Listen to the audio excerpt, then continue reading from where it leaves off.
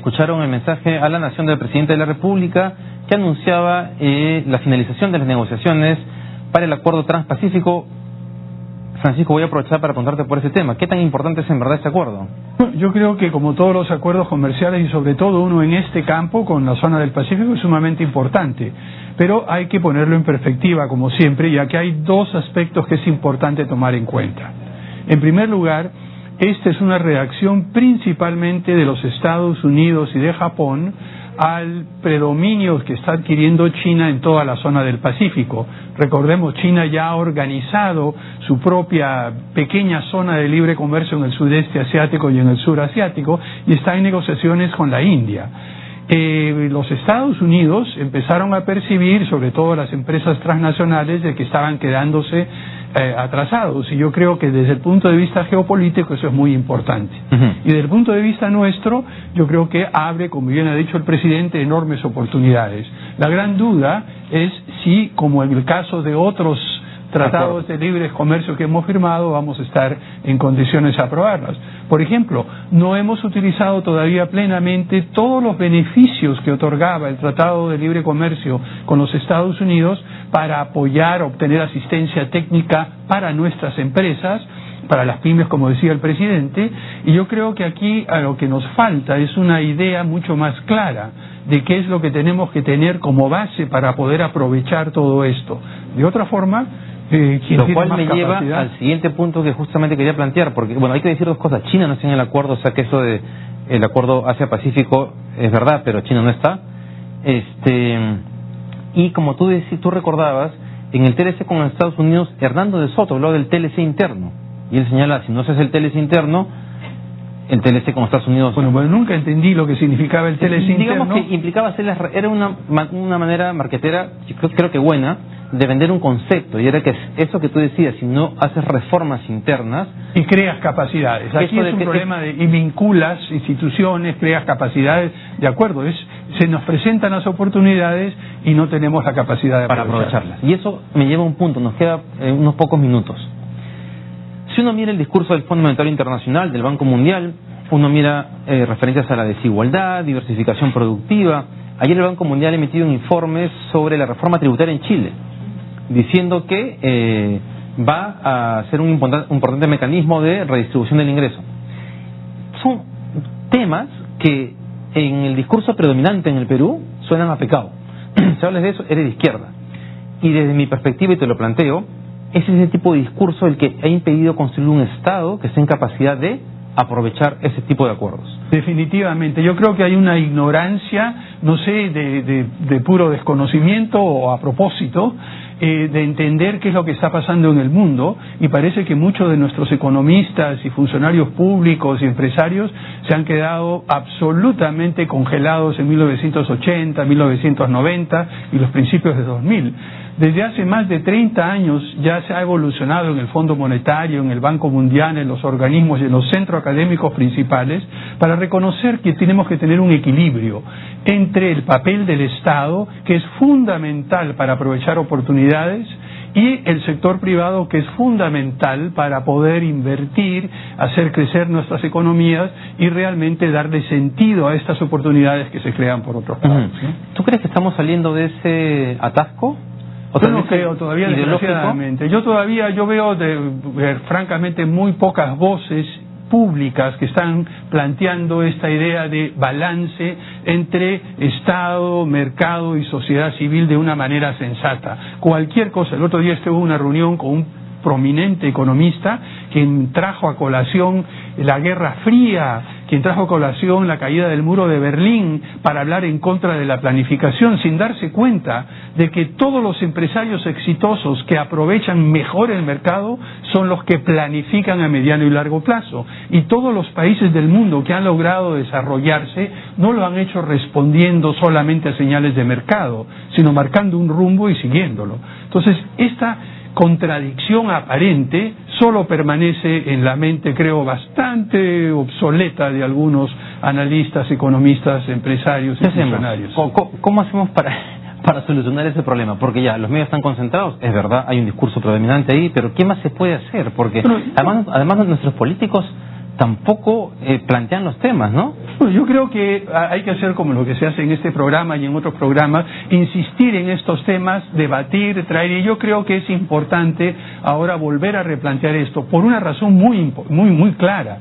Ya estamos entrando de lleno a la sociedad del conocimiento y no hay ningún país del mundo que haya logrado entrar de lleno a la sociedad del conocimiento sin el estímulo y un papel muy fuerte y muy activo de las instituciones del sector público, de las instituciones académicas. El sector privado y el mercado por sí solos en ninguna parte del mundo, ni en los Estados Unidos, ni en Europa, ni en Corea del Sur, han sido capaces ellos solos, sin una infraestructura y apoyo del Estado, dar ese salto. Y acá todavía parece que no nos desayunamos con esa noticia, ¿no? Cierto. Bien, Francisco, lamentablemente se acabó el tiempo. Muchas gracias por haber estado acá y te invitaremos de todas maneras en una próxima oportunidad. Muchas gracias. Y otra oportunidad hablaremos de la reunión del Banco Mundial y del Fondo Monetario Internacional. De pasada. Muchas gracias. Bien. Vamos a la pausa y regresamos.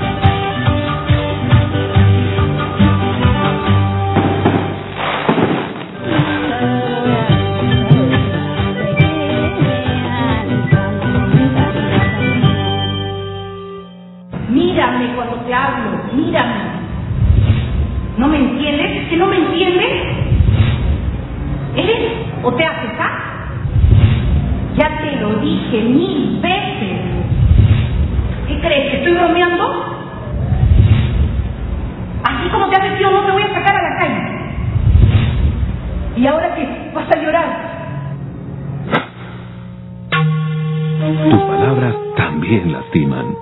Sé consciente. Haz lo correcto.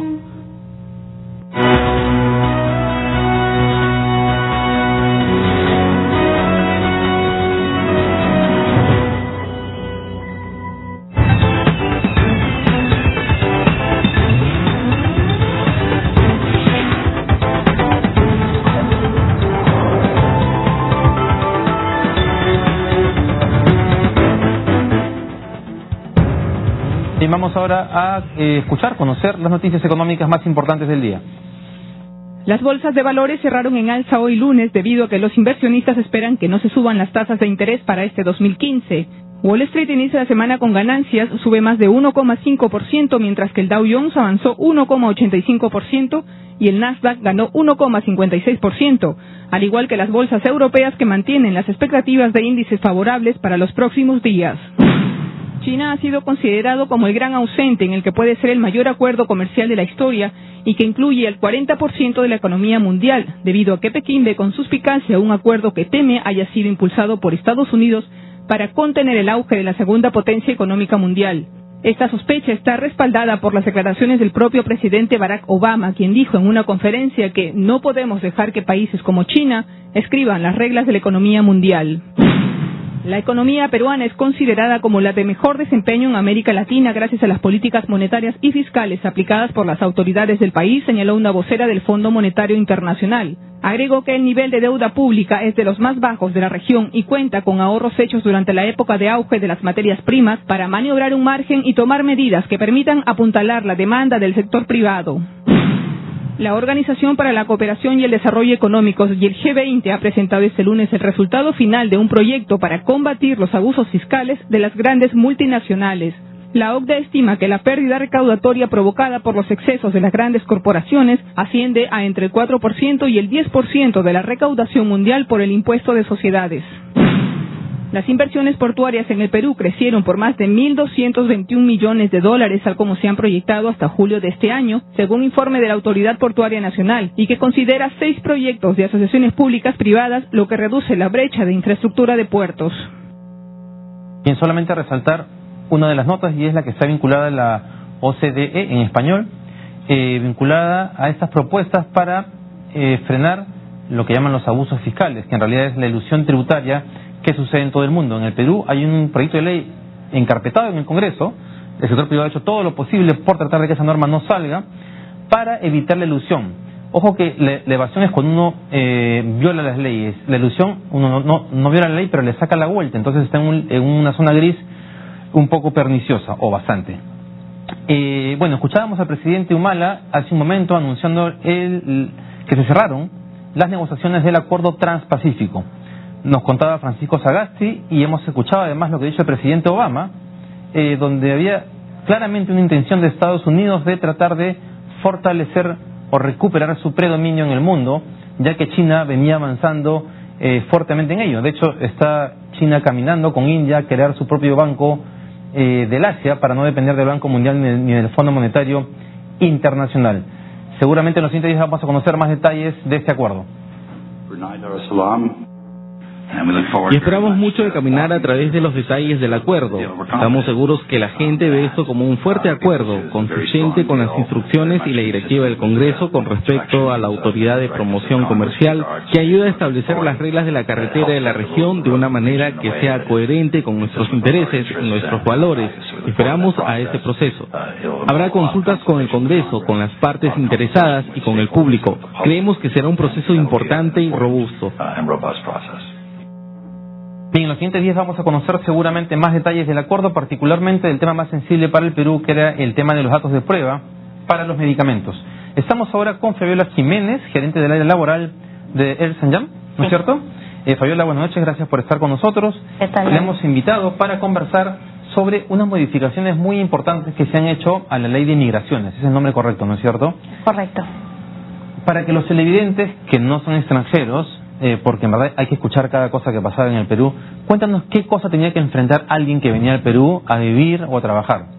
Bueno, importante el cambio que se da ahora, y justamente para comentar lo que dices, anteriormente, que de hecho es hasta ahora y por un año más todavía, el extranjero tiene una serie de trabas para poder trabajar aquí en Perú y en general vivir. No solamente estamos hablando de trabajadores, sino personas que vienen acompañando a los mismos extranjeros que trabajan, a estudiantes que también, por ejemplo, quieren hacer prácticas profesionales o preprofesionales, que encuentran diversas trabas, toda vez que las calidades migratorias o los tipos de visa no están bien regulados en la norma actual.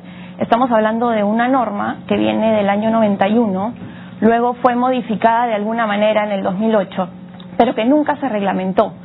Creemos que eso fue, digamos, uno de los principales problemas, ¿no? Ahora, pero ¿qué problema concreto podía enfrentar alguien, por ejemplo, yo tengo un amigo que vino con una funcionaria del BID y 5 o 7 años nunca pudo trabajar.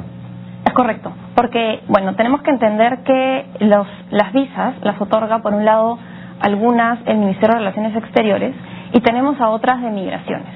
Por darte un ejemplo, hablemos de un tipo de visa que es una de familiar de residente, por ejemplo. Hablemos de una esposa o de repente de una persona integrante de una unión de hecho. Esta persona no puede tener los beneficios que tiene su pareja porque no está casada. Nosotros sabemos que hoy por hoy las familias son diversas y que si deciden no se casan, y justamente esta era la traba principal que encontraba, por ejemplo, pero mi amigo esta persona. estaba casado y tampoco podía trabajar, ¿eh? Le costó un montón, o sea, no sé qué papeles le pedían, yo qué sé. ¿Puede ser? También porque en principio tenemos que hablar también del procedimiento laboral que viene por parte del Ministerio de Trabajo. Ese es un aspecto en cuanto a, digamos, que todavía no está solucionado en cierta manera, porque hay documentos que de repente deberían de ser más específicos, ¿no? O sea, una serie de documentos que deberían de plasmarse de manera más específica. Y luego que nos vamos a migraciones y nos preguntan nos cuestionan sobre documentos, que es el mismo contrato, por ejemplo, y que si tiene déficit o fallas que no han sido reguladas o arregladas. Contratos laborales. Sí, contratos laborales. Migraciones se mete y, bueno, los observa, y justamente es con esta nueva norma que entendemos, y ya con el reglamento, que todo va a quedar más claro, ¿no? A la fecha, quien digamos es la norma suprema de inmigración es el TUPA, no la norma. La TUPA es el texto único de procedimientos administrativos. Ajá. ¿Por qué? Porque la norma no establece ciertos requisitos, tampoco el reglamento, y tampoco cumplir con ciertos parámetros, no lo hace la norma actual. Entonces, los mismos funcionarios se van al TUPA. Entonces, tienes a un extranjero parado en la ventanilla que de pronto te dice, mira, pero la norma dice esto, yo lo cumplo. No, acá está el TUPA, y bueno, necesitas... Ni siquiera sabías que tenías que cumplir. No, en muchos casos no. Además, se han dado nuevas situaciones migratorias, convenios Mercosur, convenios Perú-Argentina, nuevos visados que no están contemplados en la norma anterior. Entonces, ¿quién los regula? El TUPA. El texto único. El texto único. Ajá. Entonces, ¿y ahora cómo va a ser? Ahora, lo que tenemos con el decreto legislativo de migraciones, que así se llama, es calidades migratorias varias, diversas a la actual, que regula, entre tantas, la que es por convenios internacionales, que entendemos hasta el momento que por ahí va a entrar Mercosur, convenio Perú-Argentina. Para quedar guiar a todos los acuerdos que se firmen posteriormente, sí, para no tener que estar actualizándola permanentemente. Es correcto. Ajá. Entendemos que por ahí van a entrar porque se sitúan tanto en una visa temporal como una visa de residente, ¿no? Hay una nueva clasificación, hay nuevas definiciones, hay principios que se reconocen en esta materia que es tan importante. Estamos hablando de personas, de reconocimiento de derechos que antes no eran recogidos en la norma, ¿no? Se reconoce la importancia de la participación de estas personas, los extranjeros, para el crecimiento del país. No vamos a mentir, gran parte del desarrollo se debe a las inversiones, y con ello también el trabajo del personal extranjero, que a su vez capacita personal nacional, cubren plazas que de repente nosotros por falta de calificación todavía no podemos cubrirlas con personal nacional, pero a la vez ellos traen nuevas metodologías, nuevos conocimientos. Entonces lo que hacen es compartirlo. Estamos hablando de un ámbito de trabajo, y justamente con eso crean espacios de trabajo dentro de las empresas aquí, ¿no? ¿Y qué cosa pasa con alguien? Porque he visto varias personas españolas que llegan al Perú y quieren hacer su pyme. Entonces, una vez conocí a alguien que quería ponerse a hacer camisas, porque decía que en el Perú no había unas camisas que había en Europa, y no sé, estaba que se quejaba de todo, porque no podía emprender la empresa. Claro. ¿Esto también se ha corregido? Sí, de hecho, creemos que ahora con la nueva visa de trabajo, por ejemplo, lo que hace el decreto ley de migraciones es que establece que la persona que ostente la calidad de trabajo va a poder hacer actividades tanto bajo relación de dependencia, estamos hablando de un empleado normal, e independiente, lo que no ocurría antes y que considero es importante, porque ya no tienes que ir por el camino de sacar un visado de profesional independiente, que es una serie de documentos, y para acreditar la profesión, por ejemplo, de una persona que viene del extranjero, traer documentos con todas las apostillas, con validar títulos, currículas de repente, en verdad es súper engorroso. Hoy por hoy tenemos visa de trabajo, permite realizar actividades. Pero ya la empresa privada que lo contrate se encargará de verificar si el currículo es cierto, si trabajó en tal o cual lugar, ¿no es cierto? Claro, pero yendo un poco para lo que comentas de la persona que quiere trabajar sola. Como independiente. Como independiente, girar recibos por honorarios, prestar sus servicios profesionales, lo puede hacer. Si estamos hablando de una persona que viene a invertir dinero, también tiene una calidad específica. Antes, la norma lo que te hablaba era de personas independientes. Dentro, que lo hacía el TUPA, las personas que vienen a invertir dinero y las personas que vienen a ejercer la profesión de manera independiente. Hoy tenemos al trabajador, que va a hacer labores independientes, y al inversionista. Entonces sí, ya... Una pregunta final y una respuesta cortita. ¿Qué pasa con las parejas de los que vienen contratados? Las parejas de los que vienen contratados... Porque a veces ellos tienen también dificultades. Claro. Hoy van a tener, se les va a hacer extensiva el visado que tengan. Estamos hablando de personas que acompañan, no necesariamente casados. Si es, por ejemplo, integrante de unión de hecho, lo que va a poder hacer es tener esta condición de familiar de residente y trabajar, y poder estar en Perú. Ajá, perfecto. estar y trabajar. Si encajamos, por ejemplo, su nacionalidad a una que pueda ser por convenio, por un acuerdo internacional, puede trabajar. Esperamos que el reglamento especifique bien cuáles son las actividades que realizaría en todo caso, los requisitos, porque si estamos hablando de una persona que es brasilera, va a poder acogerse al convenio Mercosur y trabajar sin ningún problema. Ajá. Bien, Fabiola, muchas gracias por haber estado acá explicándonos. Ojalá que, que eso facilite en general el trabajo y la permanencia de los extranjeros en el Perú. Muchas gracias. Gracias. Llegamos al final de Punto Económico, nos vemos mañana a las 6, vamos a estar desde las 9 de la mañana en el Centro de Convenciones para transmitir la Junta de Gobernadores. Que les vaya bien.